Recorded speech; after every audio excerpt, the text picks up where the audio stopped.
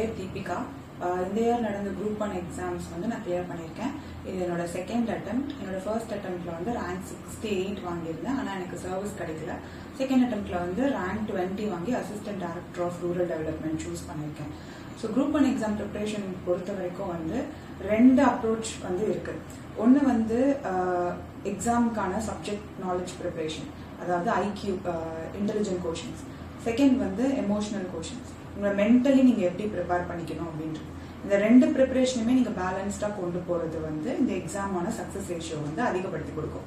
So first வந்து எக்ஸாமுக்கான இந்த subject knowledge approach வந்து எப்படி பண்ணணும்னு வந்து நான் சொல்கிறேன். இந்த எக்ஸாம் வந்து 3 ஸ்டேஜஸ் இருக்குது: ப்ரிலிம்ஸ், மெயின்ஸ் அண்ட் இன்டர்வியூ. இந்த 3 ஸ்டேஜ்லையுமே வந்து ஒரு விதமாக நீங்கள் வந்து ப்ரிப்பேர் பண்ணணும். ஃபார் எக்ஸாம்பிள், இப்போ ப்ரிலிம்ஸ் பார்த்தீங்கன்னா 10 யூனிட்ஸ் இருக்குது. 10 யூனிட்ஸ் வந்து இப்போ எம்சிக்யூ பேஸ்ட் எக்ஸாம் தான். இது வந்து டிஸ்கிரிப்டிவ் கிடையாது.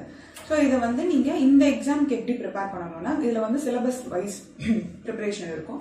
ஸோ 10 யூனிட்ஸ் இருக்குது. இந்த 10 யூனிட்ஸை ஃபஸ்ட்டு நமக்கு எந்தெந்த யூனிட் எல்லாம் இம்பார்ட்டன்ட், எப்படி கொஷின் கேட்குறாங்க அப்படின்றத எக்ஸாம் பேப்பரை வந்து ஃபர்ஸ்ட் அனலைஸ் பண்ணியிருக்கணும். ஃபார் எக்ஸாம்பிள், இப்போ ஆப்டிடியூட் இருக்குது. ஆப்டிடியூட் வந்து 25 மார்க்ஸ் கண்டிப்பாக ஆப்டிடியூட்லேருந்து வரப்போகுது அப்படின்னும் போது அதில் வந்து மேக்ஸிமம் மார்க்ஸ் வந்து நம்ம ஸ்கோர் பண்ணுறது வந்து எப்படின்றத பார்க்கணும். ஸோ அதுக்கு அடுத்தது வந்து மிச்சம் இருக்கிற யூனிட்ஸ் எல்லாம் வந்து எந்தெந்த யூனிட்ல எவ்வளோ கொஷின்ஸ் கேட்டிருக்காங்க அப்படின்னு. இப்போ ஃபார் எக்ஸாம்பிள், இப்போ பாலிட்டி பார்த்தீங்கன்னா ஆர்டிகல்ஸ் கேட்டிருந்திருப்பாங்க, பவர்ஸ் அண்ட் ஃபங்க்ஷன்ஸ் வந்து கேட்டிருப்பாங்க. தமிழ்நாடு அட்மினிஸ்ட்ரேஷன் அந்த யூனிட்ல இருந்து பார்த்தீங்கன்னா ஸ்கீம்ஸ் அண்ட் அதை லான்ச் பண்ண இயர் கேட்டிருப்பாங்க. ஜியாகிரஃபியில் வந்து tribes and their places, physical ஜியாகிரஃபியில் வந்து ரிவர்ஸ் எங்கே இருக்குது, சாயில் எங்கே இருக்குது, அந்த மாதிரியான கொஷின்ஸ் இருக்கும். ஸோ இந்த கொஷின்ஸ் எல்லாம் வந்து எப்படி கண்டுபிடிக்கிறது, இந்த பேட்டர்ன் எப்படி கண்டுபிடிக்கிறதுன்னு பார்த்தீங்கன்னா, டிஎன்பிஎஸ்சியோட ரீசெண்டாக நடந்த எக்ஸாம்ஸான கொஷின் பேப்பர்ஸ்லேயே வந்து இதை வந்து நீங்கள் அனலைஸ் பண்ணி அவங்க வெப்சைட்ஸ்லேயே வந்து இந்த ஆன்சர் கீஸ் அப்லோட் பண்ணியிருப்பாங்க. அது ஒரு ரீசெண்ட் ஒரு 1 இயர் நடந்த எக்ஸாம் கொஷின் பேப்பர்ஸை டவுன்லோட் பண்ணி பார்த்தாலே இந்த பேட்டர்னை வந்து அனலைஸ் பண்ணி நம்ம எந்தெந்த சப்ஜெக்ட்ல இருந்து எப்படி கேட்குறாங்க அப்படின்றது வந்து தெரிஞ்சுக்கலாம். ஸோ ஃபர்ஸ்ட் ஸ்டெப், இந்த எக்ஸாம் பற்றின ஒரு நாலேஜ் இது கிடைச்சதுக்கு அப்புறமா இந்த எக்ஸாமுக்கு வந்து நம்ம ப்ரிப்பரேஷன் ஸ்டார்ட் பண்ணுறது. So for example, first step வந்து இப்போ ஒரு ஸ்டடி பிளான் வந்து போடணும். நம்ம கிட்ட மொத்தம் எவ்வளோ டைம் இருக்குது, ப்ரிலிம்ஸ் எக்ஸாம் ப்ரிப்பேர் பண்ணுறதுக்கு எவ்வளோ டைம் இருக்குன்றத பார்த்துட்டு அதுக்கேற்ற மாதிரி ஒரு மேக்ரோ ஸ்டடி பிளான் போடணும். இப்போ நான் ஃபர்ஸ்ட் அட்டெம்ப்ட் ப்ரிலிம்ஸ் கொடுக்கும்போது எனக்கு வந்து 2.5 months to 3 months வந்து டைம் இருந்துச்சு. ஸோ அந்த 90 டேஸ்க்கு வந்து நான் லாஸ்ட் ஒரு 20 to 25 டேஸ் வந்து எக்ஸ்க்ளூசிவாக ரிவிஷனுக்காகவும் ஃபுல் மார்க் எழுதுறதுக்காகவும் வந்து ஒதுக்கிட்டேன். மிச்சம் இருக்க டைமில் தான் வந்து என்னோட ஸ்டடி பிளானை நான் போட்டேன். ஸோ இந்த ஒரு 60 டேஸ் அப்ராக்சிமேட்டாக வச்சுக்கும் போது மேக்ஸ் வந்து ரொம்ப இம்பார்ட்டன்ட். ஸோ நான் டெய்லியுமே 1 hour or 1.5 hours வந்து மேக்ஸ் வந்து டைம் வந்து ஒதுக்கிடும். அதே மாதிரி கரண்ட் அஃபேர்ஸும் ஒரு 1/2 hour to 45 minutes current affairs வந்து டெய்லி பார்ப்பேன். சிமிலர்லி இப்போ யூனிட் 8ல வந்து திருக்குறள் இருக்கு.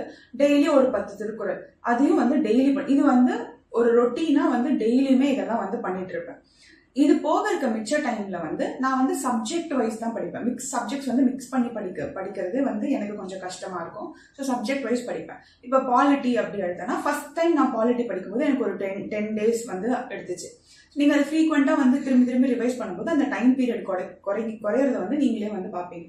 ஸோ நான் ஒரு 5 daysல வந்து பாலிட்டி அப்படி ஒதுக்கி அந்த சப்ஜெக்ட்டுக்கு வந்து ஃபுல் அண்ட் ஃபுல் பாலிட்டியே படிப்பேன். நெக்ஸ்ட் ஒரு 2 days வந்து பஃபர் டேஸாக வந்து என்னோட ஸ்டடி பிளான்ல வந்து வச்சிருப்பேன். ஸோ இன்கேஸ் நான் ஏதாவது ஒரு டாபிக் முடிக்காம போயிருந்தேன் அப்படின்னா அது வந்து அந்த 2 daysல வந்து நம்ம முடிச்சிடலான்னு அந்த பஃபர் டேஸ் வந்து நான் வச்சிருப்பேன். பிளஸ் இந்த பாலிட்டி சப்ஜெக்ட் நான் படிக்கும் போதே டிஎன்பிஎஸ்சியோட கொஸ்டின் பேப்பர்ஸை வந்து நான் வந்து சைடில் அனலைஸ் பண்ணிட்டே இருப்பேன். ஸோ ஒரு சின்ன பேப்பரில் வந்து இல்லை பாலிட்டி புக்கோட ஃபர்ஸ்ட் பேஜ்லேயே வந்து என்னென்ன மாதிரி கொஸ்டின்ஸ் கேட்டிருக்காங்க நோட் பண்ணிட்டே இருப்பேன். ஆர்டிகல்ஸ் கேட்டிருந்திருப்பாங்க, powers and functions, president powers, governor powers அதெல்லாம் வந்து கேட்டிருந்திருப்பாங்க. சேயிங்ஸ் கேட்டிருப்பாங்க. For example, soul of the constitution வந்து யார் சொன்னாங்க, அந்த மாதிரி சில கொஸ்டின்ஸ் எல்லாம் வந்து கேட்டிருப்பாங்க. ஸோ சேயிங்ஸ் அப்படின்னு சொல்லி அந்த லிஸ்ட் ஆஃப் டாபிக்ஸ் வந்து புக்கோட ஃப்ரண்ட் பேஜ்லயோ இல்லை ஒரு ஸ்டிக்கி நோட்ஸ்ல வந்து எழுதி அந்த புக்ல வந்து ஒட்டி வச்சிருப்பேன். ஸோ இது மாதிரி எல்லா சப்ஜெக்டையும் வந்து பண்ணியிருப்பேன்.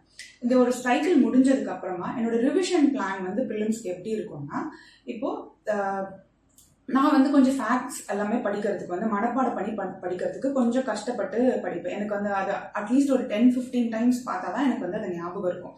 எனக்கு அந்த அளவுக்கு வந்து மெமரி வந்து ரொம்ப ஷார்ப் கிடையாது. ஸோ இதனால நான் என்ன செஞ்சிருப்பேன், இந்த ஃபேக்ட்ஸ் தனியா கான்செப்ட்ஸ் தனியான்னு வந்து படிக்கும் போதே செக்ரிகேட் பண்ணி வச்சிருந்திருப்பேன்.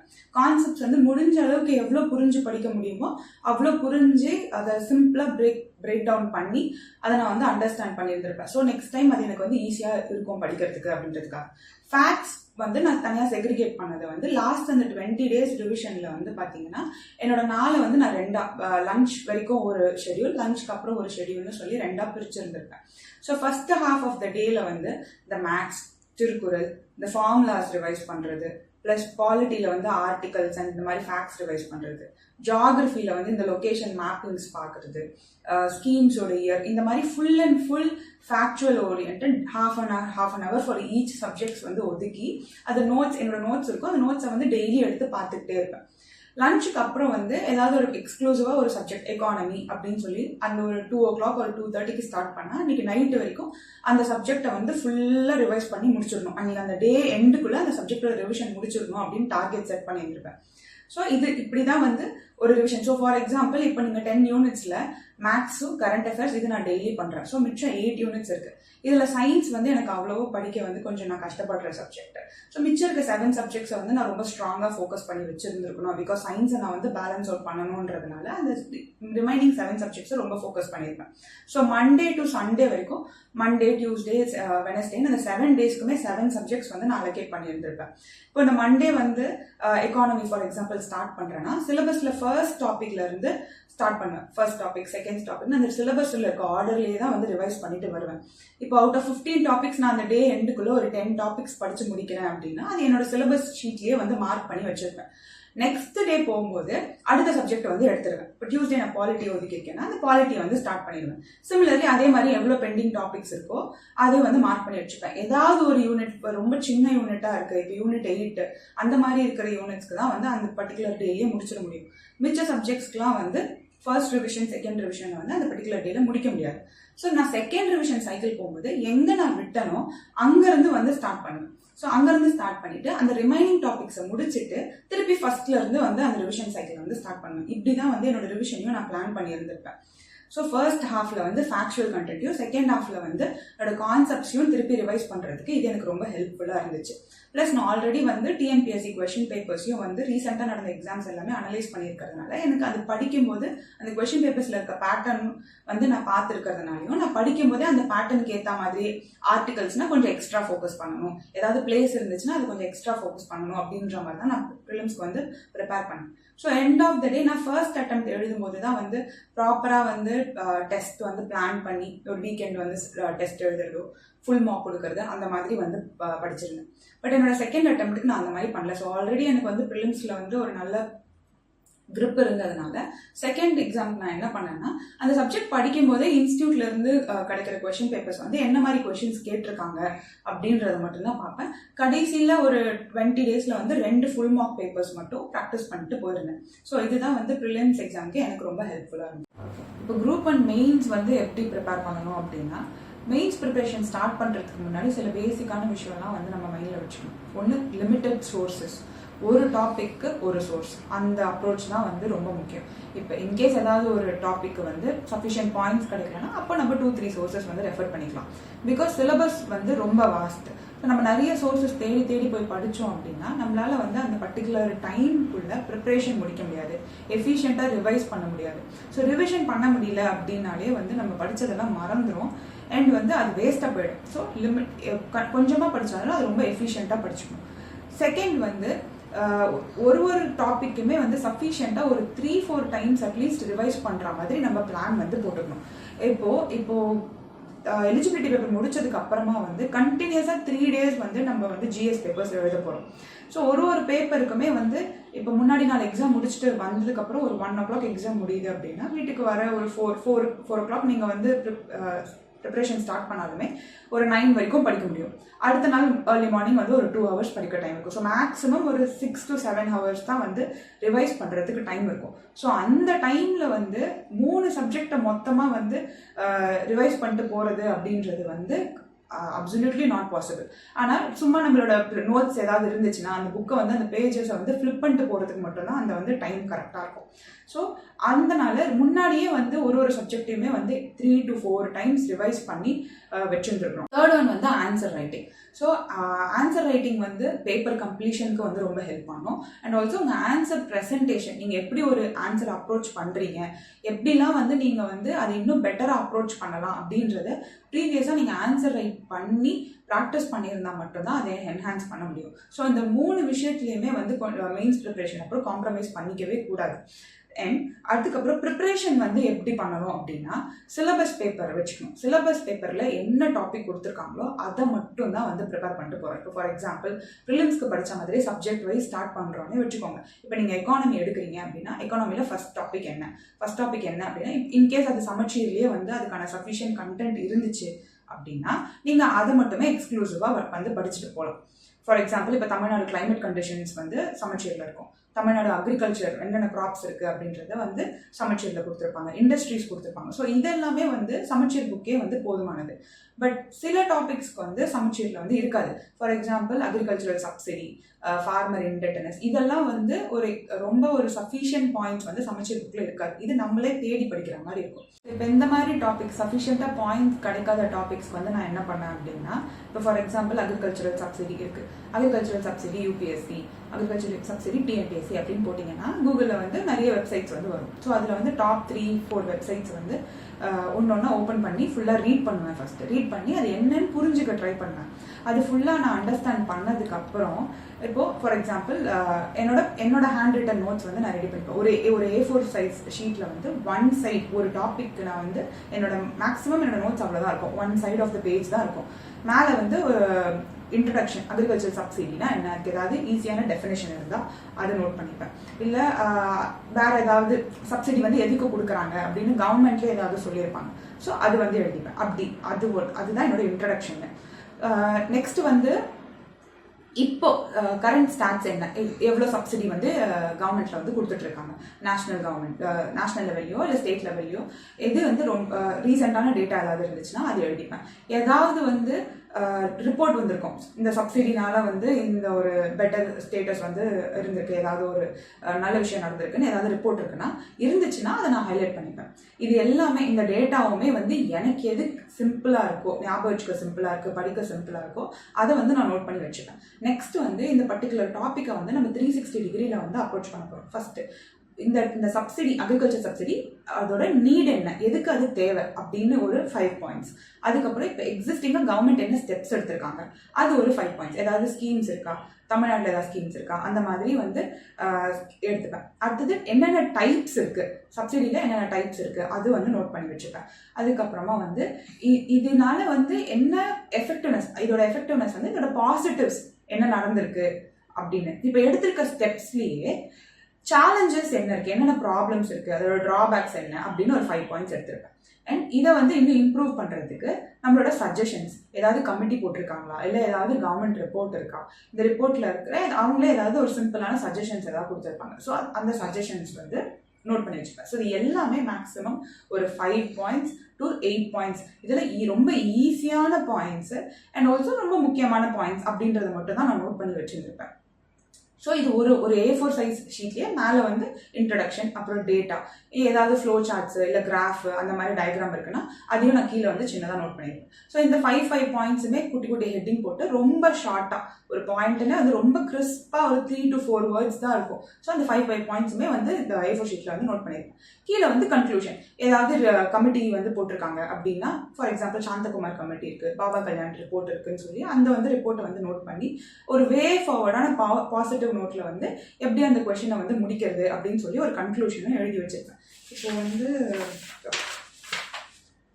இதுதான் வந்து என்னோட சப்சிடி நோட்ஸ் அப்படின்னா, இது வந்து மேலே வந்து என்னோட இன்ட்ரடக்ஷன் இருக்கும், இது வந்து என்னோட நீட் என்ன, இது வந்து டைப்ஸ், அண்ட் இதில் வந்து எஃபெக்டிவ்னஸ், எவ்வளோ எஃபிஷியண்ட்டாக அந்த வந்து ப்ரோக்ராம் செயல்படுது, அண்ட் இதோட சேலஞ்சஸ், இந்த மாதிரி இதோட டிஸ்அட்வான்டேஜஸ் என்ன அப்படின்னு சொல்லி இந்த ஒரு 1 சைட் ஆஃப் த ஷீட்டில் வந்து நான் நோட் பண்ணி வச்சுருப்பேன். ஸோ நான் எவ்ரி டைம் இந்த சப்சிடி டாபிக் படிக்கும் போதும் இந்த ஒரு பர்டிகுலர் ஷீட்டை மட்டும்தான் திருப்பி படிச்சிருப்பேன். ஸோ இதை நான் ஒரு 4-5 வாட்டி படிக்கும்போது இந்த எக்ஸாக்ட் இந்த சைட் ஆஃப் த பேஜ் வந்து என் மைண்டில் வந்து அப்படியே பதிஞ்சிடும். பிக்சர் மெமரின்னு சொல்லுவாங்க. ஸோ இது அப்படியே பதிஞ்சிடும். ஸோ நான் இப்போ ஒரு ஆன்சர் சப்சிடிலேருந்து ஏதாவது கொஸ்டின் கேட்குறாங்க, அந்த ஆன்சர் எழுதும்போது ஆட்டோமேட்டிக்காக எனக்கு அந்த ஃப்ளோ ஆஃப் பாயிண்ட்ஸ் இருக்கும். நானே எங்கேயாவது அடுத்து என்ன எழுதுறதுன்னு தெரியாமல் இருக்கும்போது கூட அந்த பேப்பரில் அந்த கார்னரில் ஒரு இதை எழுதியிருப்போமே அந்த மாதிரி நமக்கே வந்து ஞாபகம் வரும். ஸோ அந்த ஃப்ளோ இருக்கும். ஸோ டைமுக்கு முடிக்க முடியும், ப்ளஸ் கண்டென்ட் இருக்கும். அண்ட் ரிவைஸ் நான் வந்து இப்போ second cycle third cycle revise பண்ணும்போது இந்த மாதிரி ஹைலைட் பண்ணி ரொம்ப இம்பார்ட்டன்ட் இங்கே வந்து ஒரு data 2% of the GDP and இது ஒரு டேட்டா, இதெல்லாம் வந்து கலராக வந்து ஹைலைட் பண்ணி வச்சிருப்பேன். ஸோ நான் வந்து ஒரு செகண்ட் டைம் தேர்ட் டைம் அந்த மாதிரி ரிவிஷன் போகிறப்ப வெறும் அந்த முக்கியமான வார்த்தைகளை மட்டும்தான் ரிவைஸ் பண்ணிட்டு போவேன். அண்ட் இப்போ இதுதான் நோட் மேக்கிங் ப்ராசஸும் முடிஞ்சிருச்சு, ரிவிஷனும் முடிஞ்சிருச்சு. இதுக்கப்புறமா வந்து டெஸ்ட் பேப்பர் வந்து எப்படி அப்ரோச் பண்ணணும் அப்படின்னா, கொஷனில் வந்து ஆக்சுவலாக என்ன கேட்டிருக்காங்க. இப்போ என்கிட்ட இருக்கிறது இந்த பர்டிகுலர் டாப்பிக்கில் இந்த ஒரு 15 பாயிண்ட்ஸ் மட்டும்தான். பட் இப்போ அவங்க வந்து கொஷின் கேட்குறாங்க. இதை வந்து நான் எப்படி அப்ரோச் பண்ணணும்? எல்லா சப்சிடி ரிலேட்டடான எல்லா கொஷினும் ஒரே மாதிரி இருக்காது. ஒரு கொஷனுக்கும் ஒரு டிமாண்ட் இருக்கும். நான் இதே 15 பாயிண்ட்ஸை இதே ஆர்டரில் எழுதிட்டு வர முடியாது.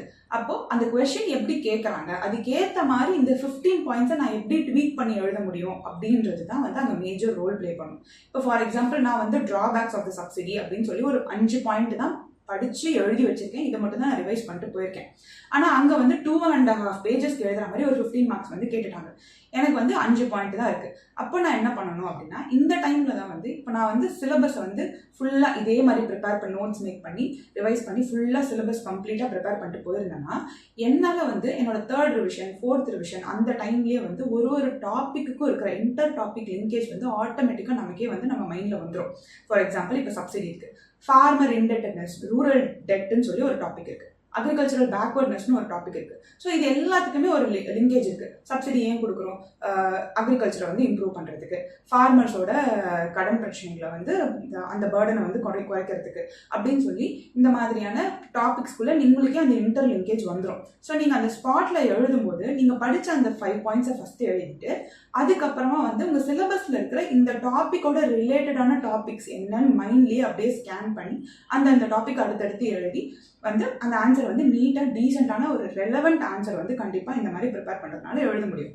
ஸோ இந்த ப்ராக்டிஸ் வந்து எப்போ வரும்னா, நீங்கள் நிறைய ரிவைஸ் பண்ண நிறைய மார்க் டெஸ்ட் வந்து எழுத வந்து இந்த ப்ராக்டிஸ் வந்து உங்களுக்கு ஒர்க் ஆகும். ஸோ இதை நான் ஃபர்ஸ்ட் அட்டெம்ப்ட் கொடுக்கும்போது நான் மெயின்ஸ் ஃபர்ஸ்ட் டைம் எழுதினேன். ஸோ என்ன பண்ணலாம், அப்போ வீக்லி ஒன்ஸ் 2 வீக்ஸ் ஒன்ஸ் வந்து டெஸ்ட் போய் எழுதிட்டு வந்துட்டு இருந்தேன். என்னோட செகண்ட் மெயின்ஸ் வந்து நான் ஃபுல் அண்ட் ஃபுல் வீட்டில் இருந்து தான் எழுதினேன். ஸோ அப்போ நான் என்ன செய்வேன்னா, என் ஃப்ரெண்டு ப்ரிப்பேர் பண்ணிட்டு இருந்தாங்க. அப்போ அவங்கக்கிட்ட வந்து நான் முன்னாடி நாளே வந்து இந்த சிலபஸில் வந்து இந்த ஒரு 10 டாபிக்ஸ் நாளைக்கு நான் டெஸ்ட் எழுதுறேன் அப்படின்னு சொல்லி கொடுத்துட்டா அவங்க வந்து அடுத்த நாள் அந்த பர்டிகுலர் டைமில் வந்து எனக்கு ஒரு 5 10 மார்க் 5 15 மார்க் வந்து அமைச்சிருவாங்க. ஸோ நான் 1.5 hours வந்து அந்த டாப்பிக்கை வந்து எழுதுவேன். ஸோ நான் வந்து எப்படி கேட்டாலுமே என்னால் அந்த கொஷின் ஹேண்டில் பண்ண முடியுதா, என்னோட லிமிட்டட் கண்டென்ட் வச்சு நான் வந்து எப்படி கேட்டாலும் எழுதுறேனா அப்படின்றது வந்து அனலைஸ் பண்ணி பார்க்கறது, டெஸ்ட் பண்ணி பார்க்கறது தான் வந்து என்னோட கோலாக இருந்துச்சு. ஆல்சோ நான் வந்து 1.5 hours வந்து எழுதுறதுனால ஃப்ரீக்வெண்ட்டாக என்னால் அந்த டெஸ்ட் வந்து எழுத முடியும். ஸோ வந்து இப்போ நான் வீட்டிலேருந்தே ப்ரிப்பேர் பண்ணதுனால 3 hours ஒரு எக்ஸாம் மாதிரி ஒரு கண்ட்ரோல்டு என்விரான்மெண்ட் இருக்கிறது எனக்கு கொஞ்சம் சேலஞ்சிங்காக இருந்துச்சு. ஸோ நான் இந்த மாதிரி குட்டி டெஸ்ட் 1.5 hours எழுதுனா அது எனக்கு ஈஸியாகவும் இருந்தோம். நான் டைம் ஃப்ளெக்சிபிலிட்டி எனக்கு இருந்தது. So 2 days once 3 days once ஒரு சப்ஜெக்டை முடிக்கும்போது பாதி சிலபஸ்க்கு அந்த மாதிரிலாம் வந்து 1.5 hours வந்து மெயின்ஸ் ப்ரிப்பரேஷன் ஸ்டார்ட் பண்ணும் போதில் எழுத ஸ்டார்ட் பண்ணிட்டேன். டுவர்ட்ஸ் த எண்டு தான் வந்து நீங்கள் ரிவிஷன் பிளான் பண்ணும்போது ஒரு அட்லீஸ்ட் ஒரு 4 ரிவிஷன்ஸ் வந்து ஐடியலாக பிளான் பண்ணிக்கணும். இல்லைனா 2 ரிவிஷன் அட்லீஸ்ட் பண்ணியிருக்கணும். ஸோ பண்ணியிருக்கும் போது நீங்கள் வந்து ரிவைஸ் பண்ணிவிட்டு போய் உங்கள் மார்க் டெஸ்ட் வந்து எழுதணும். டெஸ்ட் டேட் அன்னைக்கு போய் கண்டிப்பாக டெஸ்ட் எழுதணும். படித்து முடிச்சாதான் போய் டெஸ்ட் எழுதணும்னு கிடையாது. ஏன்னா அங்கே எக்ஸாமில் வந்து நம்ம ரிவைஸ் பண்ணாத டாப்பிக்கெல்லாம் வரும். இப்போ இந்த வாட்டி சயின்ஸில் வந்து ஒரு சேட்டலைட் கொஷின் கேட்டிருந்தாங்க சார், அதை நான் வந்து ரிவைஸ் பண்ணி ஒரு 20 days இருக்கும். அது எக்ஸாமில் வந்து கேட்டிருந்தாங்க. ஸோ அந்த 20 days நான் ரிவைஸ் பண்ணல, எனக்கு அது ஞாபகம் இல்லை அப்படின்னு எழுதாமல் நம்ம விட்டுட்டு வர முடியாது. அதுக்கு முன்னாடி நான் என்ன ரிவைஸ் பண்ணியிருந்தேன், அதில் என்ன ஞாபகம் இருக்கோ அதை வச்சு தான் அந்த கொஸ்டின் எழுதிட்டு வந்தேன். ஸோ நம்மளுக்கு என்ன அக்யூமுலேட்டட் நாலேஜ் வச்சு அங்கே என்ன அப்ளை எக்ஸாமில் வந்து எப்படி அப்ளை பண்ணுறோன்றது ரொம்ப க்ரூஷியலான விஷயம்.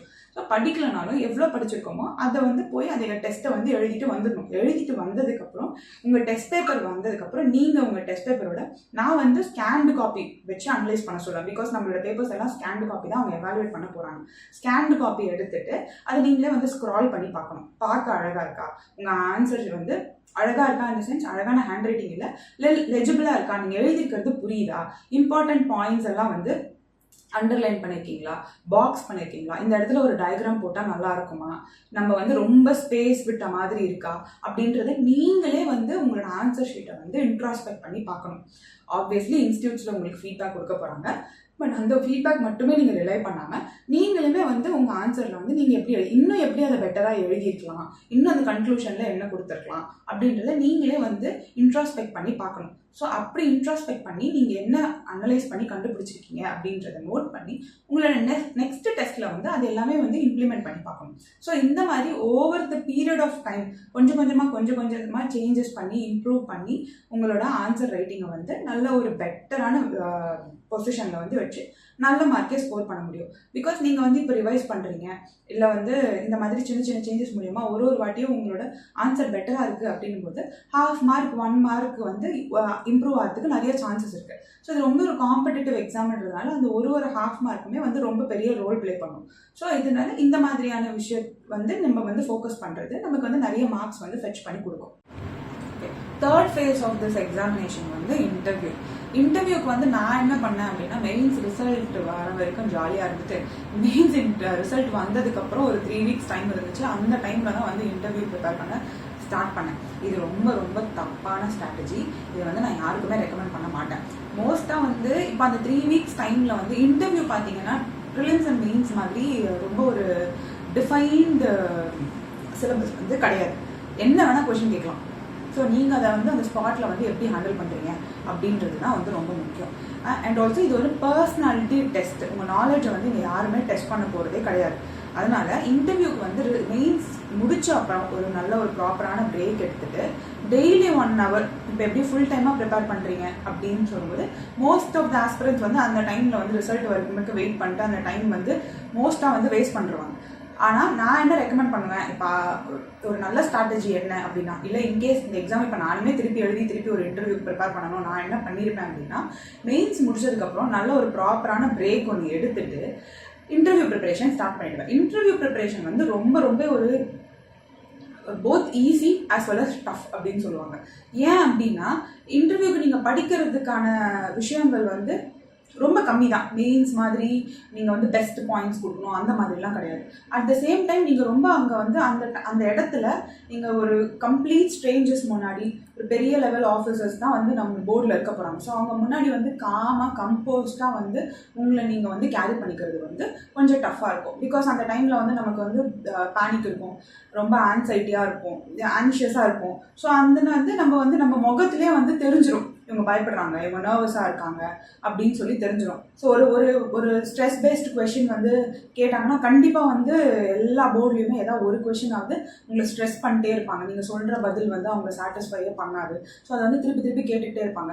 அந்த டைமில் வந்து நம்ம தப்பாக சொல்கிறோமோ, நம்ம சொல்லலாமா வேணாமா அப்படின்னு ஒரு கான்ஃபிடென்ஸ் இல்லாமல் இருக்கிறது, இந்த மாதிரியான சின்ன ப்ராப்ளம்ஸ் தான் வந்து இன்டர்வியூ போர்டில் வந்து நம்ம ஃபேஸ் பண்ணுவோம். ஸோ அதுக்கு என்ன பண்ணலாம் அப்படின்னா, மெயின்ஸ் முடிச்சுட்டு ஒரு நல்ல பிரேக் ஒன்று எடுத்துகிட்டு இன்டர்வியூக்கு வந்து ப்ரிப்பரேஷன் வந்து ஸ்டார்ட் பண்ணிடணும். ஸோ டெய்லி ஒரு 1 hour போதும். நியூஸ் பேப்பர் படிக்கணும். நியூஸ் பேப்பர் தான் வந்து பேஸ். நியூஸ் பேப்பர் படிச்சுட்டு ஸ்டேட் லெவலில் என்ன மேஜர் இஷ்யூஸ் இருக்குது, நேஷனல் லெவலில் என்ன மேஜர் இஷ்யூஸ் இருக்குது, வேர்ல்டு லெவலில் என்ன மேஜர் இஷ்யூஸ் இருக்குது. இப்போ வந்து ஒரு வார் நடக்குது, ரஷ்யா யுக்ரைன் வார் இருக்குன்னா ஏன் நடக்குது தெரிஞ்சுக்கிட்டா போதும். ஸோ அதுக்கு மேலே வந்து ரொம்ப வந்து அதை பொறுத்து ரொம்ப பேசிக்கான கொஷின்ஸ், அப்படின்னா என்ன, அது ஏன் பண்ணுறோம், இந்த மாதிரியான கொஷின்ஸ் தான் வந்து இன்டர்வியூ. அதை பற்றி நீங்கள் என்ன நினைக்கிறீங்க, இந்த வாரை பற்றி நீங்கள் என்ன நினைக்கிறீங்க, இந்த மாதிரி பேசிக்கான கொஷின்ஸ் தான் வந்து கேட்பாங்க. ஸோ இதுக்கெல்லாம் நீங்கள் வந்து ஒரு கியூரியாசிட்டியோடு நீங்கள் வந்து ப்ரிப்பேர் பண்ணாலே இன்டர்வியூ கொஷின்ஸை வந்து ஹேண்டில் பண்ணிடலாம். இது நீங்கள் day to day news paper வந்து ப்ரிப்பேர் பண்ணும்போது ஏதாவது ஸ்கீம் லான்ச் பண்ணியிருக்காங்க, எந்த ஏரியாவில் லான்ச் பண்ணியிருக்காங்க, எதுக்காக லான்ச் பண்ணியிருக்காங்க, அதோட இம்பார்ட்டன்ஸ் என்ன, அந்த மாதிரி 1 or 2 points நீங்கள் வந்து ஒரு கான்வர்சேஷன் வச்சுக்கிற மாதிரி. நானுமே ஸ்டார்டிங்கில் வந்து இன்டர்வியூனா அவங்க கேள்வி கேட்பாங்க, நம்ம கரெக்டான பதில் சொல்லணும் அப்படின்ற ஒரு மைண்ட் செட்லேயே தான் இருந்தேன். ஸோ நம்ம தப்பாக ப்ரிப்பேர் பண்ணிட்டோமோ அப்படின்ற ஒரு விஷயம் வந்து என் மைண்டில் இருந்துகிட்டே இருக்கும். ப்ளஸ் நான் ஒரு 2 to 3 weeks டைம் ப்ரிப்பேர் பண்ணுறதுனால எனக்கு அந்த கான்ஃபிடென்ஸ் வந்து வராது. அப்போ எனக்கும் என் ஃப்ரெண்டு தான் வந்து சொன்னாங்க, இன்டர்வியூ வந்து it's more like a conversation தான், நீ ஒருத்தவங்க கிட்ட போய் பேசிட்டு வர போகிற அவ்வளோதான், அந்த தாட்டை வந்து மைண்டில் வச்சுக்கோ அப்படின்னு சொல்லி எனக்கு சொன்னேன். நானும் அதுக்கப்புறம் மார்க் இன்டர்வியூஸ்லேருந்து எல்லாமே நம்ம போகிறோம், ஒரு 4 பேர்கிட்ட பேசுவோம் அவ்வளோதான் அப்படின்ற ஒரு மைண்ட் செட்டோடய போனதுக்கப்புறம் எனக்கு வந்து கொஞ்சம் கொஞ்சமாக அந்த பயம் இல்லை, நர்வஸ்னஸ் எல்லாமே வந்து குறைய ஆரம்பிச்சு. ஸோ நம்ம வந்து first preparation state level general awareness தான், என்ன நடக்குது நம்மளை சுற்றி, நீங்கள் எங்கேருந்து உங்கள் ஊரை பற்றி, உங்களோட ஸ்டடி பேக்ரவுண்ட் பற்றி, உங்களுக்கு ஒர்க் எக்ஸ்பீரியன்ஸ் இருந்தால் அதை பற்றி, அதெல்லாம் தான் அவங்க கேட்க போகிறாங்க. இன்கேஸ் நீங்கள் வந்து ஒரு ஃப்ரெஷராக இருந்தால், இல்லை நீங்கள் காலேஜ் முடிச்சுட்டு ரொம்ப ரீசெண்டாக தான் காலேஜ் முடிச்சிருக்கீங்க அப்படின்னா, ஸோ அந்த பேக்ரவுண்ட்லேருந்து கொஷின்ஸ் வந்து கண்டிப்பாக அட்லீஸ்ட் ஒரு 2 to 3 கொஷின்ஸ் வந்து கண்டிப்பாக வரும். அதுக்கப்புறமா வந்து ஒர்க் எக்ஸ்பீரியன்ஸ் இருக்குது. இப்போ நான் வந்து ஒரு சாஃப்ட்வேர் கம்பெனியில் வந்து ஒர்க் பண்ணியிருந்தேன். ஸோ என் ஒர்க்கை பற்றி கேட்டிருந்தாங்க. இப்போ டிஜிட்டல் இந்தியா, இந்த கவர்னன்ஸ், அதை பற்றிலாம் வந்து கொஷின்ஸ் கேட்டிருந்தாங்க. ப்ளஸ் உங்களோட பேக்ரவுண்ட் ஸ்டடி வந்து உங்களோட டிகிரியை வந்து நீங்கள் எப்படி அந்த நாலேஜை வந்து இந்த சிவில் சர்வீஸில் வந்து நீங்கள் அப்ளை பண்ணுவீங்க, அந்த மாதிரியான பேசிக்கான கொஷின்ஸ் எல்லாம் கேட்டிருப்பாங்க. இதுக்கெல்லாம் நம்ம முன்னாடியே வந்து ஆன்சர்ஸ் ப்ரிப்பேர் பண்ணி வச்சுக்கலாம். அண்ட் இன்னொரு முக்கியமான விஷயம் வந்து இன்டர்வியூவில் டெய்லி ஒரு 10 minutes வந்து மிரர் முன்னாடி இருந்து பேசி பார்க்கணும். நீங்கள் வந்து ஸ்மைல் பண்ணுறீங்களா, நீங்கள் பேசுகிறத பார்த்தா வந்து முகத்தில் வந்து அந்த பயம் தெரியுதா அப்படின்ற விஷயம்லாம் வந்து நம்ம வந்து நம்மளே அனலைஸ் பண்ணிக்கலாம். நான் வந்து சிஸ்டர் என் தங்கச்சியை கூப்பிட்டு வச்சு பேசுறது, எங்கள் அம்மா கிட்ட பேசுறது, இந்த மாதிரி சின்ன சின்ன விஷயமா நீங்கள் வந்து ப்ராக்டிஸ் பண்ணிட்டே போகலாம். ஆல்சோ இன்டர்வியூக்குமே வந்து நிறைய படிக்கக்கூடாது. அது கேட்டுருவாங்களோ இது கேட்டுருவாங்களோ நிறைய படிக்கணும். நீங்கள் நிறைய படிக்க உங்களுக்கு அந்த கான்ஃபிடென்ஸ் வந்து குறைஞ்சிட்டே இருக்கும். ஏன்னா நமக்கு வந்து எல்லாத்தையுமே அவ்வளோ எக்ஸாஸ்டிவாக வந்து அந்த டைமில் படிக்க முடியாது. கான்ஃபிடென்ஸ் குறைஞ்சது நம்ம முகத்திலே வந்து அது தெரியும். ரொம்ப இறுக்கமாக நம்ம வந்து நம்ம முகத்தை வந்து வச்சுருப்போம். ஸோ அதை வச்சு அவங்க கண்டுபிடிச்சிருவாங்க, இவங்களுக்கு வந்து ஆன்சர் வந்து அவ்வளோ கான்ஃபிடென்ட்டாக தெரியல, அப்போ இன்னும் கொஞ்சம் கேட்டு பார்ப்போம், உண்மை சொல்கிறாங்களான்னு பார்ப்போம், அந்த மாதிரி டெஸ்ட் பண்ணி பார்ப்பாங்க. தெரியலன்னா சிரிச்சுக்கிட்டே ஒரு ஸ்மைல் பண்ணிவிட்டு இந்த மாதிரி எனக்கு தெரியல சார் அப்படின்னு சொல்லிடலாம். ஸோ ரொம்ப ஹம்பிளாக நடந்துக்கணும். அவங்க முன்னாடி ஒரு விஷ் பண்ணுறதுலேருந்து, ஒரு தேங்க்யூ சொல்லிட்டு ஏஞ்சி வர்றதுலேருந்து வந்து ரொம்ப ஹம்பிளாக இருக்கணும். ஸோ இன்டர்வியூ ப்ராசஸ் வந்து இந்த மாதிரி பேசிக்கான விஷயம்லாம் நீங்கள் வந்து சரி பண்ணாலே வந்து இன்டர்வியூ வந்து நல்லபடியாக போயிடும். ப்ளஸ் அந்த டைமில் வந்து எல்லா இன்ஸ்டியூட்ஸுமே வந்து மார்க் இன்டர்வியூ வந்து கண்டக்ட் பண்ணுவாங்க. ஸோ நீங்கள் வந்து ஒரு மேக்ஸிமம் ஒரு 4 ஃபர்ஸ்ட் டைம் இன்டர்வியூ அட்டன் பண்ண போகிறீங்க, உங்களுக்கு எதுவுமே தெரியல அப்படின்னா அப்போ நீங்கள் வந்து ஒரு 5 மார்க் டெஸ்ட். ஸோ மார்க் டெஸ்ட்டை பொறுத்த வரைக்கும் இவ்வளோ தான் நீங்கள் அட்டன் பண்ணணும் அப்படின்னு லிமிட்டே கிடையாது. நீங்கள் எந்த மார்க் டெஸ்ட் வரைக்கும் கான்ஃபிடென்ட்டாக ஃபீல் பண்ணுறீங்களோ அது வரைக்கும் நீங்கள் வந்து அட்டன் பண்ணுங்கள். அண்ட் ஆல்சோ இன்டர்வியூவில் வந்து என் ப்ரிப்பரேஷன் எனக்கு வந்து டிஎன்பிஎஸ்சி ட்ராக் ரமேஷ் சார் வந்து எனக்கு ரொம்ப ஹெல்ப் பண்ணார். அவர் வந்து என்ன முன்னாடினாலே வந்து எனக்கு ஒரு லிஸ்ட் ஆஃப் டாபிக்ஸ் வந்து கொடுத்துருவார். கொடுத்துட்டு அடுத்த நாள் வந்து ஃபோன்லேயே வந்து என்னை வந்து மார்க் இன்டர்வியூ வந்து கண்டக்ட் பண்ணுவார், 1-to-1 செஷன் மாதிரி. ஸோ அந்த டாபிக்ஸ்லேருந்து என்னென்ன கேள்விலாம் கேட்கலாம் அப்படின்றது வந்து அந்த மார்க் இன்டர்வியூலேயே எனக்கு இருக்கும். இந்த மாதிரி அந்த 2 weeks டைமில் நம்ம டெய்லி அந்த ப்ராக்டிஸ் வந்து சார் வந்து எனக்கு வந்து ப்ராக்டிஸ் கொடுத்துருந்தாரு. ஸோ அந்த அவர் கொடுத்த டாபிக்ஸ் என்னோட இன்ட்ரடக்ஷன் ஸ்ட்ரென்தன் பண்ணுறதுலேருந்து என்னோட ஸ்டடி பேக்ரவுண்ட், அப்போ அந்த எலெக்ஷன் டைம்ன்றதுனால election related questions, Tamil Nadu related, என்னோட டிஸ்ட்ரிக்ட் ரிலேட்டடில் என்ன இஷ்யூ இருக்குது, என்ன லேக் இருக்குன்றதுலேருந்து அப்போ அந்த நியூஸில் என்னெல்லாம் வந்து இருந்துச்சோ அந்த டாபிக்ஸ் எல்லாம் அவரே வந்து எனக்கு தேடி கொடுத்துருந்தாரு. ஸோ நான் அந்த ஃபோனில் வந்து அந்த mark interview daily 20 minutes 30 minutes நான் அட்டன் பண்ணுறேன். ஸோ பாசிபிள் கொஷின்ஸ் வந்து நான் அவரே ப்ரெடிக்ட் பண்ணி எனக்கு ஹெல்ப் பண்ணி கொடுத்து எனக்கு ஹெல்ப் பண்ணார். ஸோ இந்த வந்து இன்டர்வியூ ப்ரிப்பரேஷன் வந்து எனக்கு ரொம்ப ஸ்மூத்தாக போச்சு. நெக்ஸ்ட் வந்து குரூப் ஒன் ப்ரிப்பரேஷனில் ரொம்ப முக்கியம் செகண்ட் பார்ட் வந்து எமோஷ்னல் போர்ஷன்.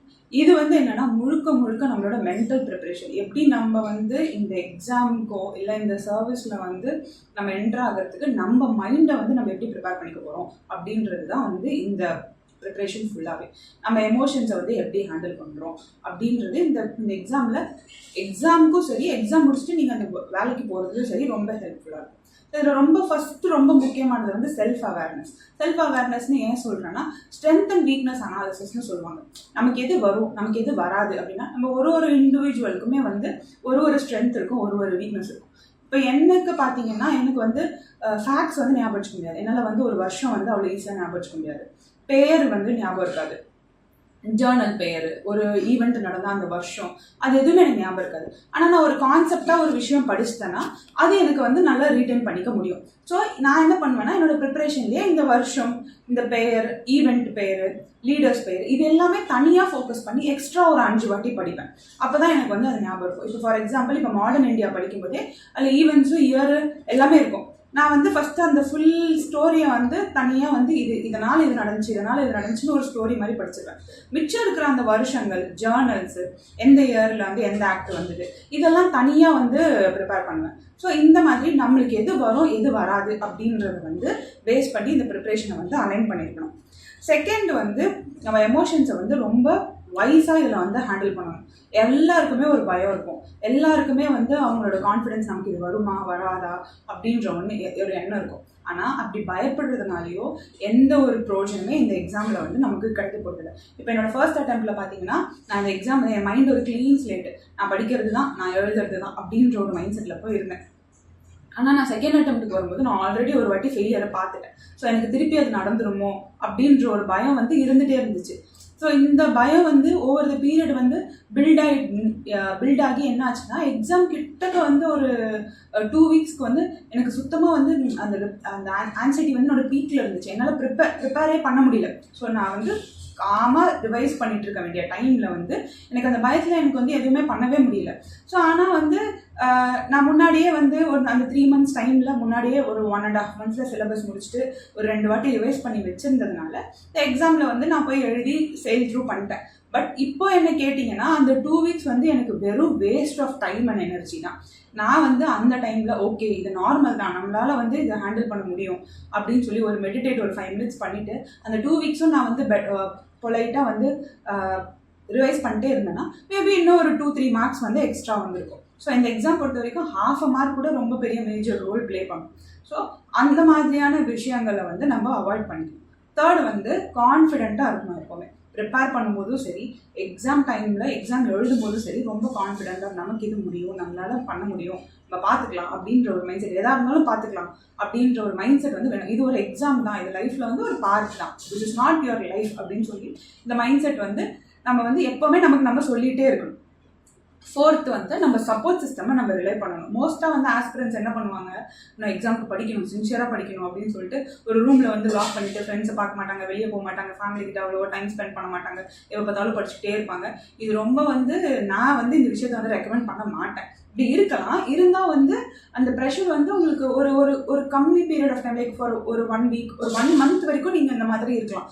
பட் ஒரு 3 months 6 months வரைக்கும் இருக்கணும் அப்படின்னும்போது கொஞ்சம் கஷ்டமாக இருக்கும். ஸோ இந்த மாதிரி இருக்கப்போ வந்து கசின்ஸ், சிஸ்டர், சிப்ளிங்ஸ் இருந்தாங்கன்னா அவங்ககிட்ட பேசுறது, பேரண்ட்ஸ் கிட்ட சேர்த்து நான் வந்து என் அம்மா கிட்ட சொல்லிட்டே இருப்பேன், என் தங்கச்சிகிட்ட சொல்லிட்டே இருப்பேன், இந்த மாதிரி எனக்கு இது வரலை, நான் இது நல்லா பண்ணலை அப்படின்னு சொல்லிட்டு இருப்பேன். நான் என்னோட ஸ்டடி பிளானே வந்து என் ஃப்ரெண்டு இருக்காங்க, எனக்கு அவங்க ரொம்ப எக்ஸாமில் சப்போர்ட் பண்ணாங்க, அவங்களோட சேர்ந்து தான் வந்து என் ஸ்டடி பிளானே போடுவேன். அவங்க கிட்ட சொல்லிடுவேன், இன்னைக்கு இந்த டாபிக் நான் முடிக்கலன்னா நீ என்னை கேட்கணும் அப்படின்னு சொல்லி வச்சுருவேன். அவங்க ஈவினிங் அதே மாதிரி கால் பண்ணி கேட்பாங்க. எக்ஸாமில் வந்து ஸ்கோர் கம்மியாகிடுச்சுன்னா வந்து நான் போய் அவங்க கிட்ட சொல்லுவேன், நான் நல்லாவே எழுதலை அப்படின்னோடனே அதுக்கு என் ஃப்ரெண்டு திட்டலாம் செய்வாங்க, இவ்வளோ படிக்காமல் என்ன பண்ணிட்டு இருக்க அப்படின்னு சொல்லி திட்டலாம் செய்வாங்க. ஸோ நெக்ஸ்ட் டைம் வந்து நம்ம வந்து அந்த மாதிரி பண்ணக்கூடாது அப்படின்னு, அட்லீஸ்ட் யாரோ ஒருத்தருக்கு நம்ம அக்கௌண்டபிளாக இருக்கணும் அப்படின்ற மாதிரி நான் வந்து என்னென்ன வழியெலாம் இருக்கோ அதெல்லாம் யூஸ் பண்ணி நம்மளை வந்து மோட்டிவேட்டடாக வச்சுக்கணும் அப்படின்றதுக்கு ட்ரை பண்ணிட்டே இருப்பேன். அண்ட் எப்போவுமே இந்த சப்போர்ட் சிஸ்டம் நமக்கும் இருக்கணும் இல்லை, எல்லாருக்குமே இருக்கணும் இல்லை, எல்லாருக்குமே ஃபேமிலி சைடு, ஃப்ரெண்ட்ஸ் சைடு வந்து எப்போவுமே நமக்காக அவைலபிளாக இருப்பாங்க அப்படின்னு சொல்ல முடியாது. ஸோ அந்த மாதிரி டைமில் வந்து என்ன செய்வேன்னா, ஜேர்னல் எழுதுவேன். நானே வந்து நான் என்ன நினைக்கிறேன், என்னோட எமோஷன்ஸ் என்னவா இருக்குது, என் தாட்ஸ் என்னவா இருக்குன்னு சொல்லி ஒரு பேப்பரில் வந்து எழுதிட்டே இருப்பேன். ஏன் படிக்க மாட்டேங்கிற, இப்படி படிக்கலன்னா என்ன ஆகும் தெரியுமா அப்படின்ற மாதிரி நானே வந்து இன்ட்ரோஸ்பெக்ட் பண்ணுற மாதிரி எழுதி என்ன நானே அனலைஸ் பண்ணிப்பேன். அட்லீஸ்ட் ஓகே இன்னைக்கு ஒரு நாள் படிக்கலன்னா பரவாயில்ல, நம்ம நாளைக்கு படிக்கணும், அந்த மாதிரி எனக்கு நானே வந்து சொல்லிப்பேன். ஸோ இந்த மாதிரி சின்ன சின்ன விஷயத்தெல்லாம் வந்து நம்மளே வந்து நமக்கு என்ன செட் ஆகும் அப்படின்னு பார்த்து கண்டுபிடிச்சி நம்மளை எந்த விதத்துலையுமே நம்ம எமோஷன்ஸ் வந்து ரொம்ப பீக்லேயும் போகாமல் ரொம்ப டவுன்லேயும் போயிடாத மாதிரி இந்த ப்ரிப்ரேஷன் சைக்கிளில் நம்ம வந்து மெயின்டைன் பண்ணிகிட்டே இருக்கணும். அதுதான் வந்து இந்த எக்ஸாம் வந்து நம்ம சக்ஸஸ்ஃபுல்லாக முடிக்கிறதுக்கு நம்மளுக்கு பெரிய ஹெல்ப்பாக இருக்கும். ஆல்சோ இது வந்து ப்ரிப்ரேஷன் டைம். எக்ஸாம் எழுதும்போது அந்த ஒரு 3 hours என்ன பண்ணணும் அப்படின்னா, எந்த விதத்துலையுமே எந்த நிலையிலுமே வந்து நீங்கள் அந்த டைமில் வந்து உங்களோட மைண்ட் கண்ட்ரோலை வந்து இழந்துடவே கூடாது. சரி என்னடா இவ்வளோ கஷ்டமாக கேட்டாங்களே அப்படின்னு நினச்சிடவே கூடாது. அந்த 3 hours நீங்கள் என்ன தான் பண்ணாலும் நீங்கள் படித்தது தான் படிச்சுட்டு வந்திருக்கீங்க. அந்த டைமில் நம்ம எதுவுமே மாற்ற போகிறது கிடையாது. அதனால் அந்த டைமில் நீங்கள் 3 hours ஓகே இந்த 3 hours நம்ம பெஸ்ட்டாக பண்ணிட்டு வந்துடணும் அப்படின்னு ப்ரிலிம்ஸ் மீன்ஸ் இன்டர்வியூவா இந்த 20 minutes நம்ம உள்ளே போகிறோம், ஜாலியாக பேசுகிறோம், வந்துடும், அந்த ஒரு மைண்ட் செட் வந்து வச்சுக்கணும். ஃபஸ்ட்டு தெரிஞ்ச கொஷின்ஸ், நம்ம இந்த ஸ்கூல்லலாம் எக்ஸாம் எழுதும்போது சொல்லுவாங்கல்ல, தெரிஞ்ச கொஷின்ஸ்லாம் ஃபஸ்ட்டே எழுது, தெரியாத கொஷின்லாம் வந்து அப்புறமா எழுது. அதே மாதிரி தான் நான் வந்து என்ன பண்ணுவேன்னா, ப்ரிலிம்ஸ்க்கு ஃபஸ்ட்டு எடுத்த உடனே மேக்ஸ் கொஷின் பேப்பர் ஃபுல்லாக மேக்ஸ் அங்கங்கே செக்ரிகேட் ஆகிருக்கும். ஃபஸ்ட்டு மேக்ஸ் வந்து ஃபுல்லாக அட்டன் பண்ணி முடிச்சுப்பேன். மெயின்ஸ்க்கு வந்து அதே மாதிரி ஃபஸ்ட்டு மேக்ஸ் பார்ட் வந்து முடிச்சுப்பேன். ஸோ இப்போ வர அப்கமிங் மெயின்ஸில் வந்து மேக்ஸ் கிடையாது, ஸோ அந்த ப்ராப்ளம் கிடையாது. பேப்பர் 2 பேப்பர் 3ல நான் என்ன செய்வேன்னா 100 marks செக்ஷனை வந்து ஃபஸ்ட்டு முடிச்சிடுவேன். அதுக்கப்புறம் 75 marks செக்ஷனுக்கு போவேன். ஸோ இப்போ 100 marks செக்ஷன் அப்படின்னா 1 hour 10 minutesல அந்த பார்ட்டை முடிச்சிடணும். 75 மார்க்னா 50 மினிட்ஸ் எடுத்துக்கணும். அதே மாதிரி முடிச்சோன்னா பஃபர் டைம் ஒரு 5 மினிட்ஸ் வச்சுருப்பேன். இன்கேஸ் ஏதாவது ஒரு கொஷனுக்கு யோசிக்கணும்னா அந்த டைமில் வந்து நம்ம யூட்டிலைஸ் பண்ணுறதுக்காக மாதிரி பஃபர் டைம் வச்சுப்போம். ஸோ இந்த மாதிரி நீங்கள் வந்து அந்த 3 ஹவர்ஸில் இந்த பர்டிகுலர் செக்ஷன் தான் ஃபஸ்ட்டு எழுத போகிறோம், அதுக்கு இவ்வளோ டைமில் முடிக்க போகிறோம் அப்படின்னு சொல்லி ப்ரீ பிளான்டாக எல்லாத்தையும் செட் பண்ணி ப்ராக்டிஸ் பண்ணி என்ன கேட்டாலும் பரவாயில்ல, எனக்கு தெரிஞ்சதை நான் எழுதி வச்சுட்டு வருவேன் அப்படின்ற ஒரு மைண்ட் செட்டோட தான் போகணும். இந்த வாட்டி ஒரு ட்ரைபல் ஸ்கீமோட சோஷியல் இஷ்யூஸில் கேட்டிருந்தாங்க. ஆனால் எனக்கு அதை பற்றி ஒன்றுமே தெரியாது, அதை நான் கேள்விப்பட்டது கூட கிடையாது. ஆனால் நான் ட்ரைபல் டாப்பிக்கை படிச்சிருந்தேன். ட்ரைபலுக்கு என்ன சேலஞ்சஸ், என்ன ஸ்டெப்ஸ் எடுத்துருக்காங்க, என்ன பண்ணணும் அதெல்லாம் படிச்சிருந்தேன். அதை வச்சு பேசிக்காக ஒரு ட்ரைபல் மிஷனில் என்ன இருக்கும் அப்படின்னு நானே எழுதி வச்சுட்டு வந்துட்டேன். அட்லீஸ்ட் அதில் வந்து மேக்ஸிமம் மார்க் இல்லைனாலும் ஒரு ஆவரேஜ் மார்க்ஸ் அதுக்கு கொடுத்துருப்பாங்க. அந்த மார்க்ஸ் எல்லாம் நமக்கு ரொம்ப முக்கியம். ஸோ இந்த மாதிரி சின்ன சின்ன ஸ்டெப்ஸ் எல்லாம் தான் வந்து நம்ம இந்த ப்ரிப்ரேஷனில் வந்து பண்ணணும். ஆல்சோ இந்த த்ரூ அவுட் த பேஸில் எப்போவுமே கூலாக காமாக கம்போஸ்டாக இருக்கணும். அதை மட்டும் எப்போவுமே காம்ப்ரமைஸே பண்ணிக்கக்கூடாது. மற்றபடி கன்சிஸ்டண்ட்டாக ஒர்க் பண்ணீங்க, கான்ஃபிடென்ட்டாக இருக்கீங்க அப்படின்னா குரூப் 1 எக்ஸாமினேஷன் வந்து ப்ரிப்பேர் பண்ணுறதுக்கும் எழுதுறதுக்கும் ரொம்ப ரொம்ப சுலபமான ஒரு விஷயம். அதில் எந்தவித டவுட்டுமே யாருக்குமே வேணாம். தேங்க்யூ.